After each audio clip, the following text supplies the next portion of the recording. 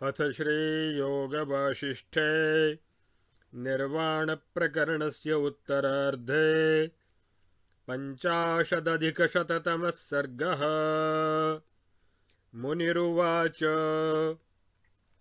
एवं प्रकारया युक्त्या तेनायं मुनिना तदा तथाहं बोधितो येन गतो विदितवेद्यताम्। ततोऽसौ न मया त्यक्तश्चिरप्रार्थनया तया अवसत्तेन तत्रासौ मृतस्यापि तथैव च। येनैतन्मुनिना प्रोक्तमिन्दूदयशुभं वचः सोऽयं पश्य मुनिश्रेष्ठस्तव पार्श्वे व्यवस्थितः। अनेनोक्तमनुक्तेन ममैतन्मोहघातिना दृश्यपूर्वापरज्ञेन यज्ञेनेवात्तमूर्तिना। अग्निरुवाच तदाकर्ण्यवचस्तस्य मुनेर्व्याधोऽभवत्तदा प्रत्यक्षः स्वप्नसर्गः किम् इति खिन्न इव स्मयात्। व्याधोवाच अहो महच्चित्रमिदं मुने मनसि दुस्सहं कथितं मेऽद्य भवता पापहारिणा। यत्स्वप्नकथितस्येयं जाग्रत्प्रत्यक्षतोच्यते लभ्यतेऽपि च तन्नाम वेदचित्रमिदं मुने। कथमेष महान् स्वप्नपुरुषः स मुनीश्वर जाग्रत्यपि स्थिरीभूतो भूतो बालमतेरिव। एवमाश्चर्यमाख्यानमुच्यतां मे यथाक्रमं कुतः कस्य किमेतद्वा परमो हि स विस्मयः। मुनिरुवाच ततः शृणु महाभाग वृत्तं चित्रं किमत्र मे कथयामि समासेन सहसा मां कुरु त्वराम्। अनेनैनत्तदा तत्र वर्णितं बोधनाय मे बुधोऽहमभवं चाशु महतोऽस्य तया गिरा। तत एतद्गिरा पूर्वः स्वस्वभावः स्मृतो मया अवदातो वदातेन नभसेव तपात्यये। अहोऽनुसोऽहमभवं मुनिरित्युदिताशयम् अहमासं हृदा स्फीतात् स्नातोऽवस्थितविस्मयात्। इमां भोगास्थयावस्थां प्राप्तोऽस्म्यज्ञ इवाध्वगः धावञ्छ्रमार्तिरंवर्थी व्यर्थया मृगतृष्णया। कष्टं दृश्योपलम्भेन भ्रान्तिमात्रात्मना सत वालो वेतालकेनेव प्राज्ञोऽपिच्छलितो ह्यहो। अहोऽनुचित्रमेतेन मिथ्याज्ञानेन वल्गता नीतः सर्वार्थशून्येन पदवीं कामिमामहम्। अथवा यः सोऽहमपि भ्रान्तिमात्रं न सन्मयः तथापि चित्रशतता यन्नामासद्विडम्ब्यते। नाहमस्मि न चैवेयमिदं नायमपि भ्रमः चित्रं सर्वमिदं मिथ्या सर्वं च सदिव स्थितम् किमिदानीं मया कार्यमिह बन्धभिदान्तरः विद्यते मेऽङ्कुरश्छेद्यं तत्तावत् सन्त्यजाम्यहम् आस्तामेतदविद्यैषा व्यर्थरूपा किमेतया भ्रान्त्या भ्रान्तिरसद्रूपा त्यक्तैवैषा मयाधुना उपदेष्टा मुनिरयो मेषोऽत्र भ्रान्तिमात्रकम् ब्रह्मैवाहमिवा भाति रूपमेतद्दिवाभ्रवत् तदेवं तावदुदितज्ञानं वक्ष्ये महामुनिम् इति संचिन्त्य स मुनिस्तत्र प्रोक्त इदं मया मुनिनायक गच्छामि तच्छरीरमिदं निजं द्रष्टुं यच्च प्रवृत्तोऽस्मि शरीरं तदपीक्षितुम् इत्याकर्ण्य समामाह हसन्मुनिवरस्तदा कुतस्तौ भवतो देहौ तौ सुदूरतरं गतौ गच्छात्मनैव वा पश्य वृत्तान्तं वृत्तकोविद पश्यतावद्यथा वृत्तं दृष्टान्तं ज्ञास्यसि स्वयम्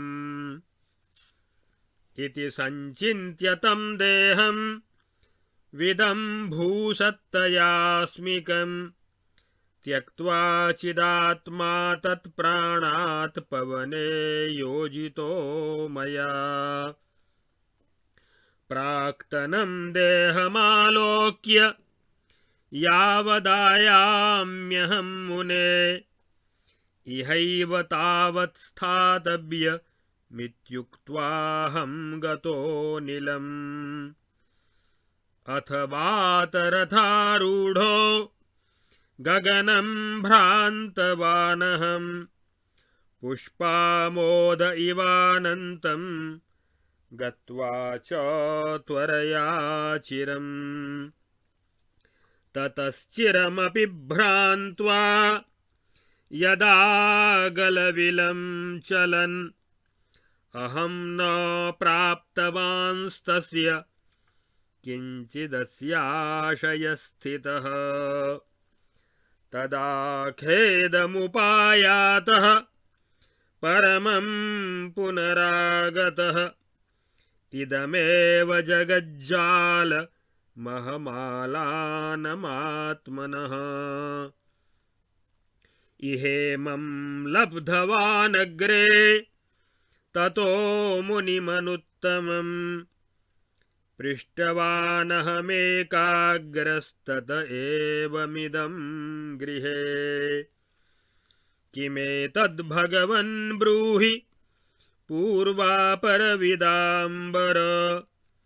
त्वं पश्यसि यथावृत्तमुत्तमज्ञानचक्षुषा यस्य देहं प्रविष्टोऽहं स च मद्वपुरेव च क्व तावुभौ गतौ देहौ न लब्धौ केन हेतुना मयातिचिरमाभोगि भ्रान्तं संसारमण्डलं स्थावरादात्मनः कस्मात् प्राप्तं गलविलं न तत् गत्वेति पृष्टः स मुनिः समुवाच महाशयः जानासि तत्स्वयं कस्मादिति तामरसे क्षण एतदालोकयसि चेत् स्वयं योगैकसंविदा तत्पश्यस्येव निःशेषं यथा करतलाम्बुजम् तथापि यदि शुश्रूषा तवास्ति वचसा मम तदिदं शृणु वक्ष्यामि यथावृत्तमखण्डितम्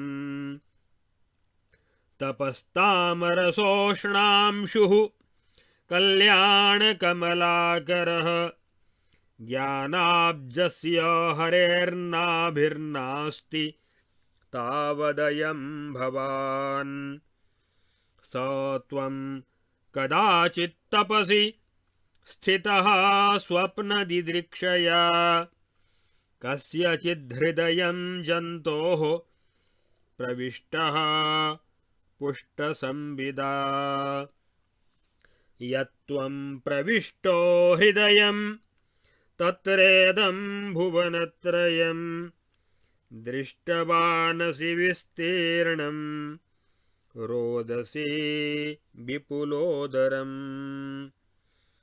इति त्वयि चिरं व्यग्रे देहस्तस्य तथापि च स संसुप्ताकृतिर्यत्र स्थितस्तत्र महावने लग्नोऽग्निर्धूमधूम्राभ्र सांबराम्बरडम्बरः वलद्वलचलालात चक्रसूर्येन्दुमण्डलः दग्धाभ्रभस्मसम्पूर्ण धूमाभ्रासितकम्बलैः आनीलाकाशदलपैरिव सञ्छादिताम्बरः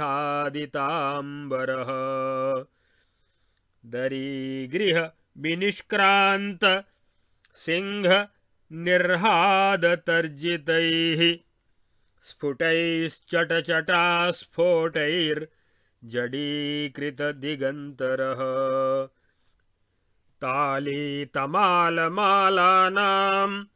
गतानामग्निवृक्षतां पातैरुत्पातबह्न्यभ्र कवत्करकरैर्घनः दूरदेशगतैर्दृष्ट स्थिरसौदामनीधिया द्रवत्कनकनिष्यन्दकुट्टिमं व्योमदर्शयन् कणैस्तारागणं कान्तैर्व्योम्नि द्विगुणतां नयन् वक्षः स्थबालवनिता नयनानन्दनन्दनः ज्वालाधमधमाशब्द प्रध्मात गगनोदरः दरीगृहविनिष्क्रान्तभ्रान्तोन्निद्र वनेचरः अर्धदग्ध द्रवत्सिंह मृगव्याधविहङ्गमः क्वथत्सरः सरित्स्रोतो रन्धितोऽग्रवनेचरः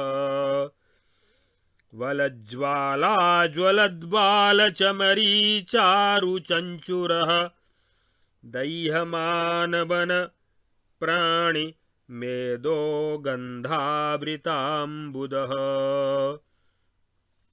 तेन कल्पाग्निकल्पेन वल्गतावनवह्निना स युष्मदाश्रमो दग्धः सर्पेणेव प्रसर्पता व्याधौ उवाच तत्र तस्याग्निदाहस्य हेतुः कः प्राकृतो मुने तद्वनं ते वटुवराः सर्वं नष्टं कथं सः मुनिरुवाच संकल्पकमनस्पन्दः संकल्पादिक्षयोदये यथा हेतुर्निरास्पन्दो चिराद्धि त्रिजगत्तथा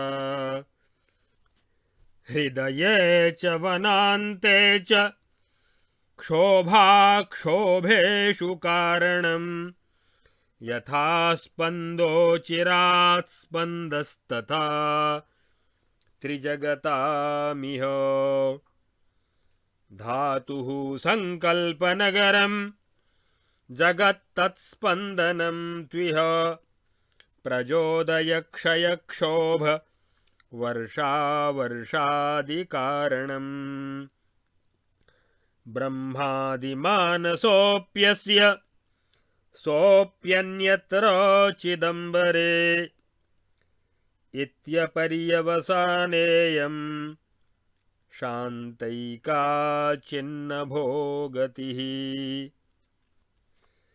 चितिनभसि चिन्नभः श्रीः कचतीति निरामया विदुषाम् मूर्खाणां तु यथैषा यादृग्वा तन्मयी हनसत्।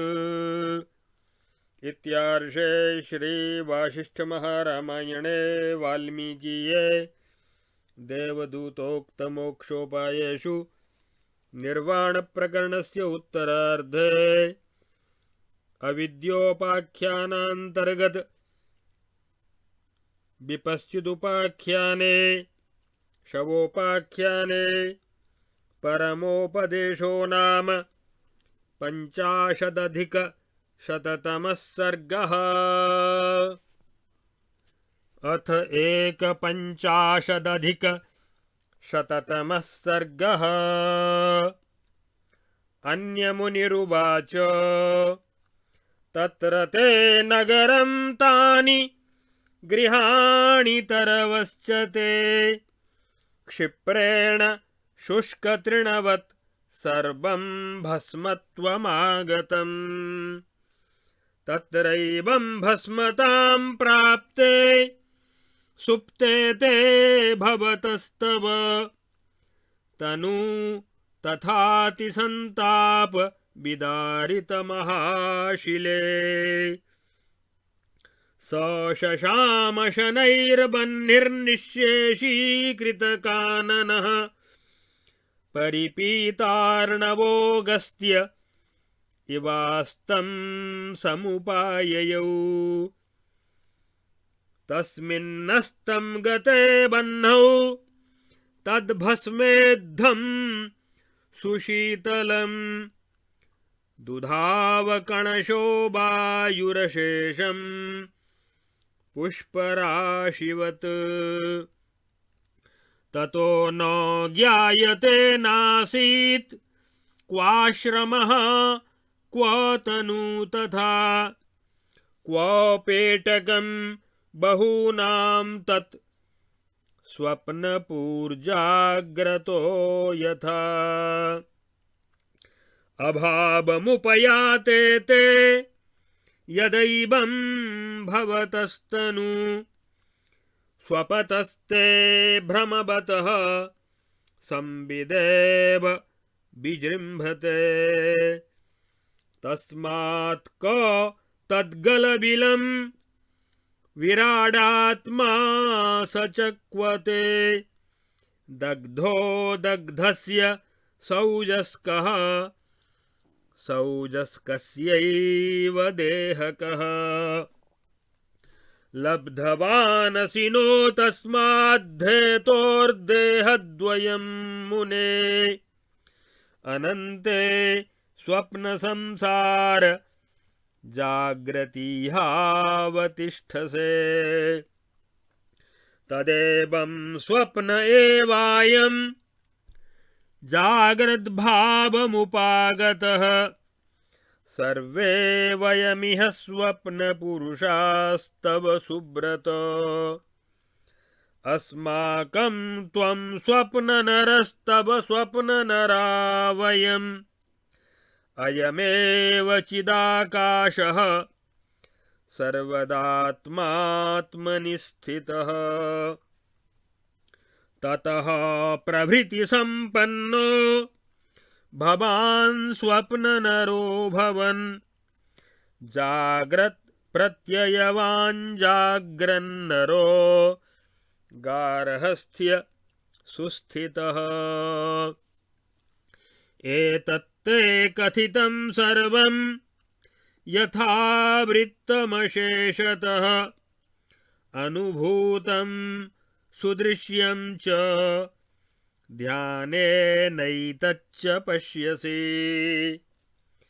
इत्यादि मध्यरहितोऽयमनन्तरूपः संविद्घनः कचति काञ्चन तापवत्खे।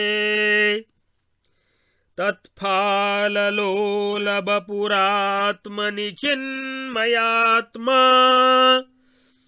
सर्गात्मभिर्विकसितैरसितैः सितैश्च। इत्यार्षे श्री वासिष्ठ महारामायणे वाल्मीकीये देवदूतोक्त मोक्षोपायेषु निर्वाण प्रकरणस्य उत्तरार्धे अविद्योपाख्यानान्तर्गत विपश्चिदुपाख्याने शवोपाख्याने अभावदर्शनं नाम 150 सर्गः।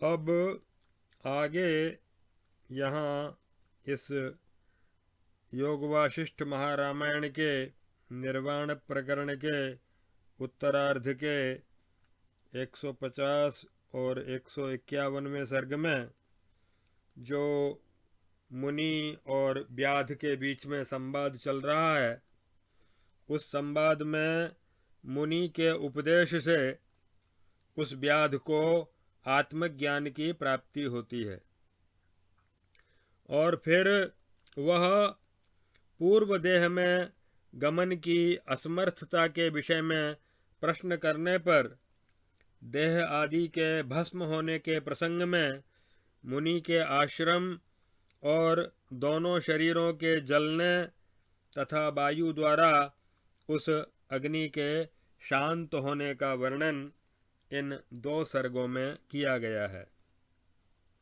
मुनि ने कहा, हे व्याध, उस समय उन मुनि ने इस प्रकार की युक्ति से मुझे ऐसा ज्ञानोपदेश किया जिससे तत्काल ही ज्ञेय तत्व मेरी बुद्धि में बैठ गया। जिन मुनि ने यह चंद्रोदय के समान मनोहर वचन कहा था, वे ही ये मुनिवर तुम्हारे बगल में बैठे हैं। उन उक्त मुनि को दिखाकर उनकी ओर दृष्टिपात करते हुए मुनि ने व्याध को कहा कि ये तो मूर्तिमान यज्ञ के समान हैं। इन्हें दृश्य के पूर्वापर का पूर्ण ज्ञान है। ये ही मेरे अज्ञान का विनाश करने वाले हैं।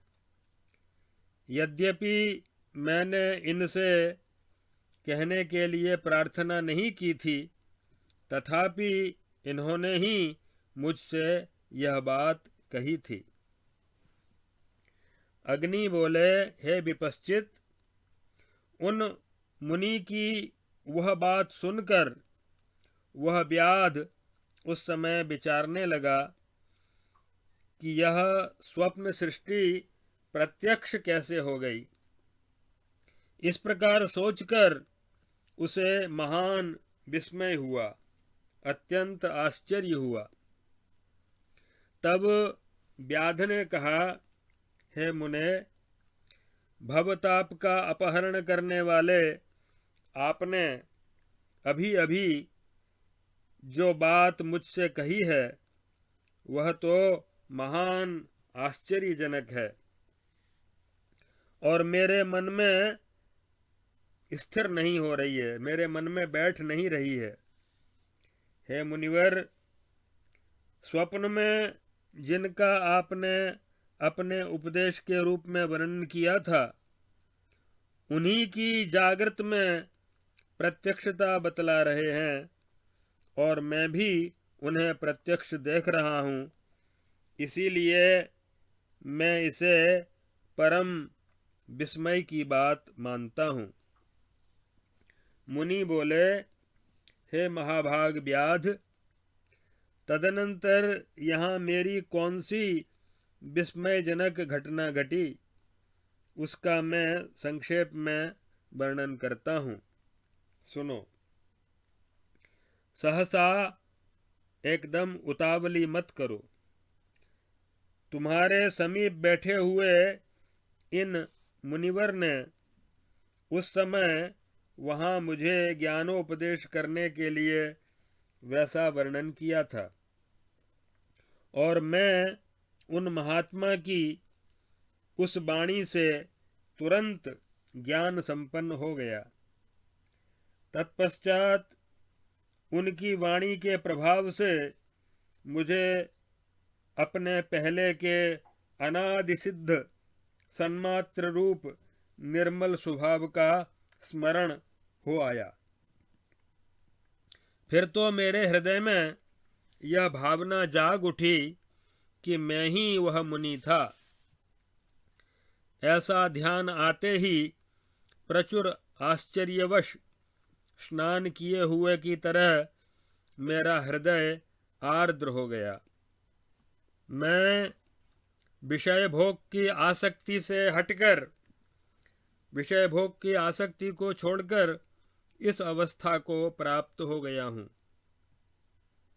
ठीक उसी तरह जैसे अज्ञानी पथिक मार्ग के परिश्रम से पीड़ित होकर जल के मिथ्याभूत मृग तृष्णा के पीछे दौड़ता है, ऐसे मैंने भी अब भटकना छोड़ दिया। अहो आश्चर्य है, बढ़ते हुए इस मिथ्या ज्ञान ने जो सर्वार्थ शून्य है, मुझे यह किस दशा को पहुंचा दिया। वास्तव में तो न मैं हूँ और न यह स्त्री है, न यह घर है और न यह भ्रम ही है। यह सब कुछ मिथ्या है, फिर भी सत्य के जैसा प्रतीत होता है। यह महान आश्चर्य है। अच्छा, अब इस विषय में मुझे क्या करना चाहिए? मेरे अंदर बंधन को तोड़ डालने में समर्थ जो ब्रह्माकार वृत्ति रूप अंकुर है, वह भी काट डालने योग्य है। अतः तब तक मैं उसी का परित्याग करता हूँ। इस प्रकार सोच विचार कर मैंने वहाँ उन मुनि से इस प्रकार कहा, हे मुनीश्वर, मैं अपने आश्रम स्थित मुनि शरीर का तथा जिस शरीर को देखने के लिए प्रवृत्त हुआ हूँ, उसका भी निरीक्षण करने के लिए जाता हूँ। यह सुनकर वे मुनिवर उस समय ठठाकर हंस पड़े और मुझसे कहने लगे कि वे दोनों शरीर अब हैं कहाँ? वे तो अब बहुत दूर चले गए। अथवा हे वृत्तांतज्ञ, तुम स्वयं ही जाओ और उस वृत्तांत को देखो। वहाँ घटित हुई घटना को जब तुम यथार्थ रूप से देख लोगे, तब स्वयं ही जान जाओगे। मुनि के यों कहने पर मैंने अपने उस प्राक्तन पुराने मुनि शरीर का स्मरण करके वहाँ जाने की इच्छा से इस स्वप्न कल्पित रूप का परित्याग कर दिया और चिदात्मा रूप अपने जीव को प्राण के द्वारभूत पवन से संयुक्त कर दिया। और चलते समय मैंने उन मुनि से कहा, हे मुने, अपने प्राक्तन शरीर का अवलोकन करके जब तक मैं लौटता हूँ, तब तक आपको यहीं बैठे रहना चाहिए। यों कहकर मैं वायु में प्रविष्ट हुआ। तदनंतर मैं बड़ी उतावली के साथ उस वायु रूपी रथ पर आरूढ़ होकर पुष्प की सुगंध की तरह उस अनंत आकाश में जाकर चिरकाल तक भ्रमण करता रहा। परंतु बहुत देर तक भटकते रहने पर भी मुझे वहां से निकलने के लिए उस प्राणी के गले का छिद्र आदि कोई भी मार्ग प्राप्त नहीं हुआ। तब मैंने मुनि के पास जाकर उनसे पूछा, हे मुनिराज, यद्यपि मैं स्थावर पर्यंत अपने विस्तृत संसार मंडल में चिरकाल तक भ्रमण करता रहा, तथापि मुझे वह गले का छिद्र नहीं प्राप्त हुआ।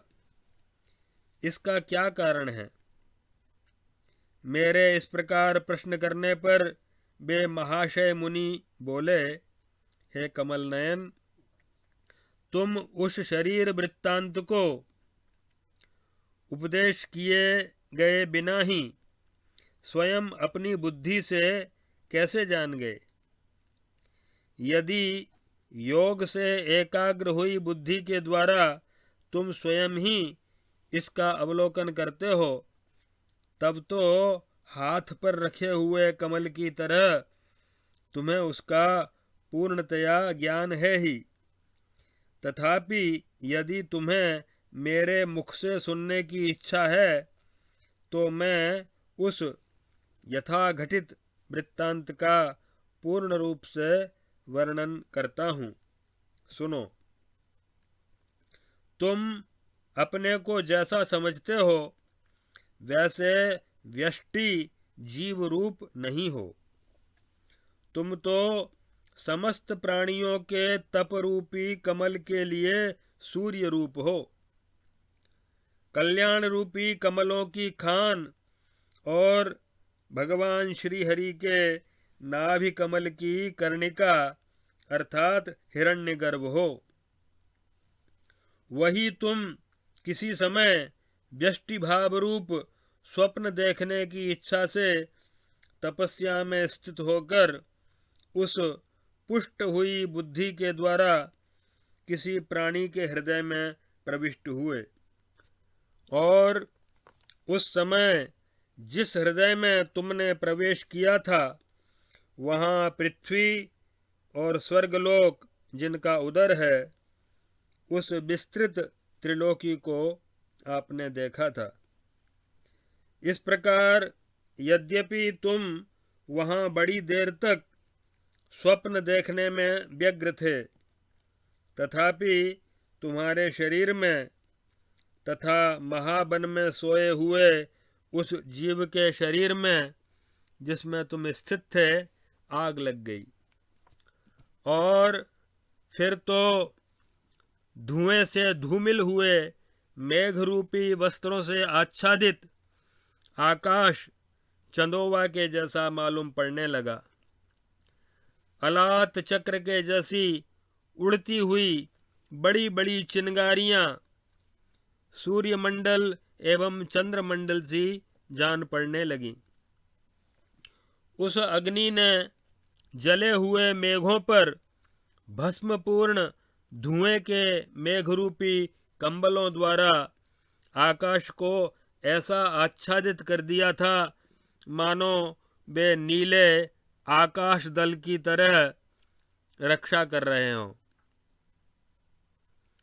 दूर देश में स्थित लोगों ने उसे एक जगह स्थिर हुई बिजली के जैसा देखा। उसकी प्रभा से आकाश पिघले हुए स्वर्ण रस से अनुलिप्त फर्श के जैसा लग रहा था। उसकी दीप्तिमती चिंगारियां उड़ उड़कर आकाश में पहुंच रही थीं, जो ताराओं की संख्याओं को दुगनी बना रही थीं। वह वक्षस्थल में स्थित ज्वाला रूपी बाल वनिताओं के कटाक्षों से आनंद प्रदान कर रही थी। उस दावाग्नि ने, जो प्रलयाग्नि के समान भीषण थी तथा वेग पूर्वक रेंगते हुए सर्प की तरह चारों ओर फैल रही थी, तुम्हारे आश्रम के साथ साथ तुम्हारे तथा उस प्राणी के शरीर को भी जलाकर भस्म कर दिया। व्याध ने पूछा, हे मुने, वहां उस अग्निदाह की उत्पत्ति का प्रधान कारण क्या है तथा वह वन और आपके वे शिष्य सबके सब एक साथ ही कैसे नष्ट हो गए? इसके उत्तर में मुनि ने कहा, हे व्याध, जैसे संकल्प आदि के विनाश और उदय में संकल्पकर्ता के मन का स्पंदन ही कारण है, वैसे ही त्रिजगत का संकल्प करने वाले विधाता का मनस्पंद ही त्रिजगत है और वही तुरंत उसके विनाश और उसके उदय का कारण है। चूंकि ब्रह्मा का संकल्प नगर ही यह जगत है, इसलिए उनके मन का स्पंदन ही इस संसार में प्रजाओं की उन्नति, क्षय, क्षोभ, वृष्टि और अवृष्टि आदि का कारण है। ब्रह्मा का मानसिक संकल्प इस त्रिलोकी का कारण है, अतः यह त्रिलोकी कल्पित है। विद्वानों की निर्मल दृष्टि में चिदाकाश में चिदाकाश की ही शोभा विकसित होती है, किंतु जो मूर्ख हैं उनकी दृष्टि में वह जैसी अथवा जिस प्रकार की भासती है वह तन्मयी ही है, वास्तव में तो वह सत्य नहीं है।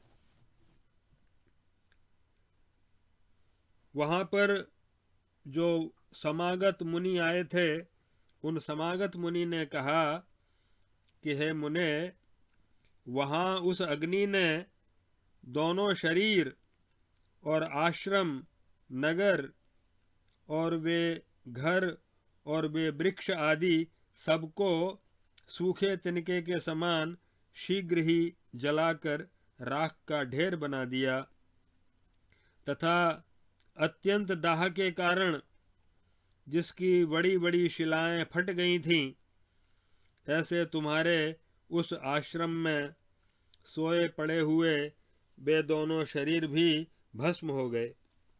इस प्रकार संपूर्ण वन को पूर्ण रूप से जलाकर वह आग धीरे धीरे उसी प्रकार शांत हो गई जैसे समुद्र के जल को पीकर अगस्त्य जी शांत हो गए थे।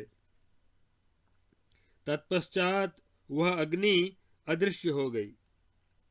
उस अग्नि के अदृश्य हो जाने पर वायु उस संपूर्ण भस्म राशि को, जो पहले हवा के लगने से उद्दीप्त होकर फिर अत्यंत शीतल हो गई थी, उसे पुष्प राशि की भांति कण कण करके उड़ा कर ले गई।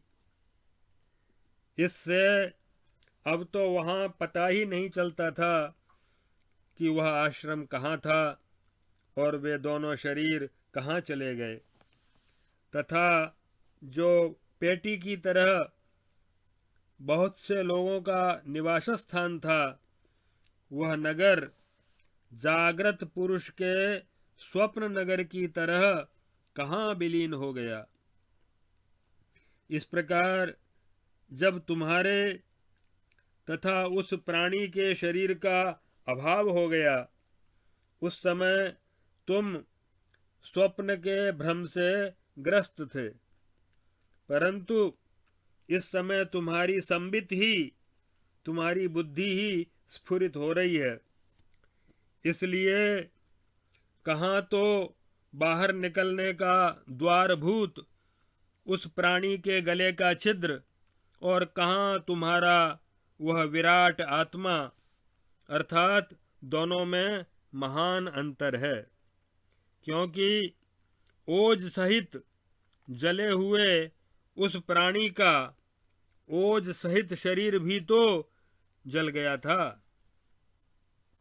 हे मुने, इसी कारण तुम्हें वे दोनों शरीर प्राप्त नहीं हुए हैं, क्योंकि इस समय तुम जिसका अंत नहीं है ऐसे स्वप्न संसार रूपी जागृत अवस्था में स्थित हो। हे सुब्रत, इस प्रकार तुम्हारा यह स्वप्न ही जागृत भाव को प्राप्त हो गया है और हम सब लोग तुम्हारे स्वप्न पुरुष हो गए हैं। इस प्रकार तुम हमारे स्वप्न पुरुष हो और हम लोग तुम्हारे स्वप्न पुरुष हैं। किंतु यह चिदाकाश रूपी आत्मा सर्वदा अपने स्वभाव में ही स्थित रहता है। स्वप्न पुरुष होते हुए जब से तुम्हें मैं जागृत पुरुष हूं ऐसी प्रतीति हुई, तब से तुम जागृत पुरुष बनकर पूर्ण रूप से गृहस्थाश्रम में स्थित हो। हे तात, इस प्रकार वहां जैसी घटना घटी थी वह सारा वृत्तांत मैंने तुम्हें पूर्ण रूप से सुना दिया। अब यदि तुम्हें मेरे कथन में संदेह हो तो तुम स्वयं ही ध्यान द्वारा इस अनुभूत दृश्य को देख सकते हो।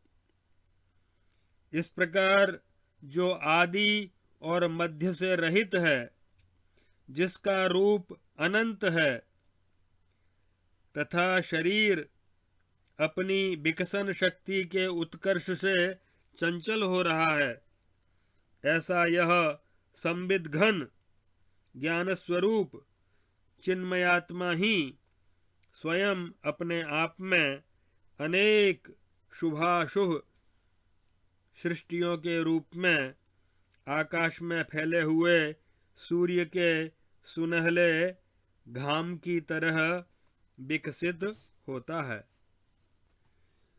इत्यादि मध्यरहितो यमनन्तरूपः संविद्घनः कचति काञ्चन तापवत्खे